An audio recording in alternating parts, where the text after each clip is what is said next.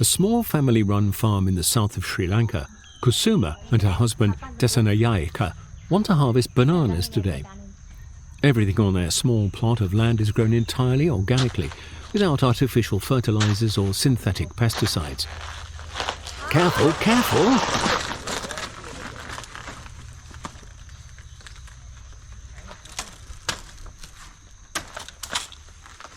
These bananas have turned out wonderfully.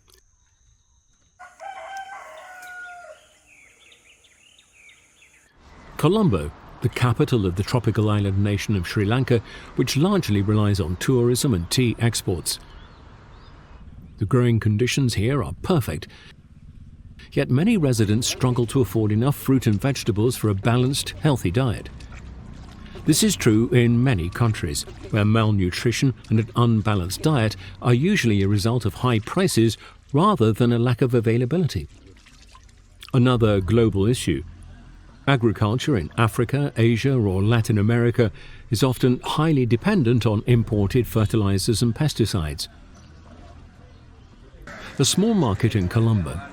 The stalls are well stocked, but there are hardly any customers. At current prices, people can barely afford anything. The main reason for the price increase is the cost of fertilizers.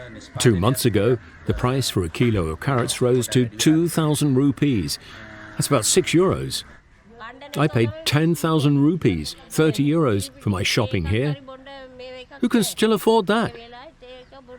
In the highlands of Sri Lanka, tea is primarily grown for export, along with some vegetables. The fertilizers and pesticides used not only degrade the soil. When it rains, the chemicals are washed down the slopes and end up in the groundwater. The population is often unaware of the risks associated with handling chemicals. When spraying, workers don't wear protective clothing, proper shoes or masks, leaving them unprotected as they inhale the toxic spray. Even conventional small farmers keep to a range of chemicals, some of which are highly toxic. DDT is still used here, despite being banned in Germany since the 1970s. Manufacturers in industrialized countries make good money from synthetic fertilizers and pesticides, and consumers there are protected by stricter regulations. The situation is different for people in the global south. Not only can they barely afford their own products anymore, but they also put their health at risk. A few years ago, I worked in an area where a lot of pesticides were used. Many of the farmers there suffered from kidney problems. I had an administrative job, but at some point I was diagnosed with chronic kidney disease. I suffer from severe back pain and have difficulty urinating. But there is another way. Healthier, more sustainable, more resilient, and more productive. In agroforestry, crops are grown not only horizontally, but also vertically.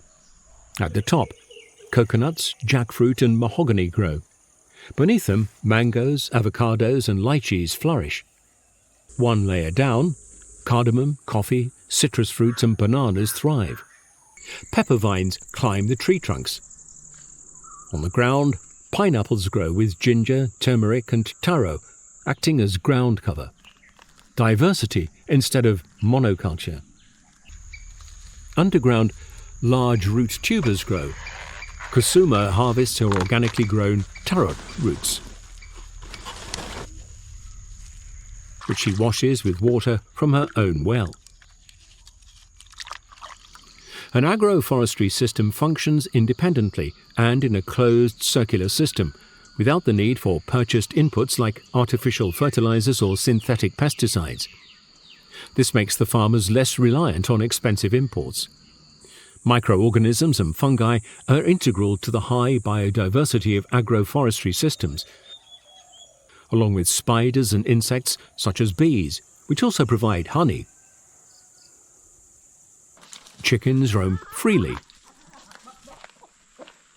Agroforestry represents a natural, largely closed circular system.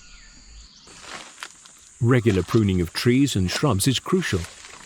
An agroforestry system is not a wild forest, but a carefully managed agricultural system that includes timber and fruit trees, shrubs, vegetables and annual crops. The pruned material is used for fertilizing and mulching.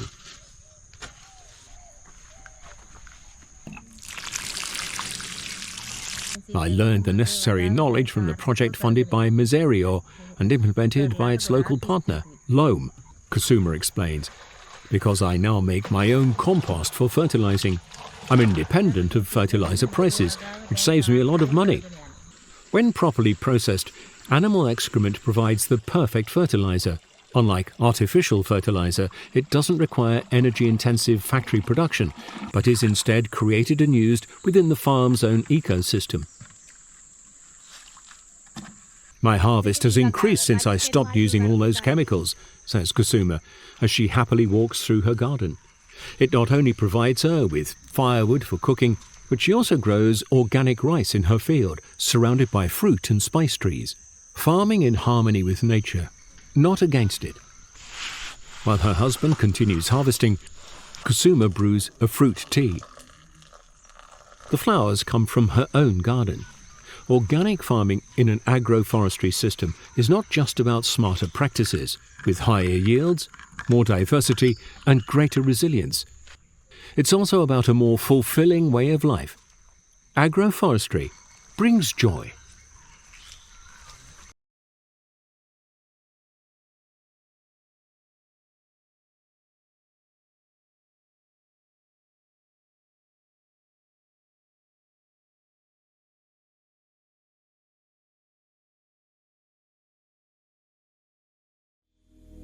Ally for a Just World.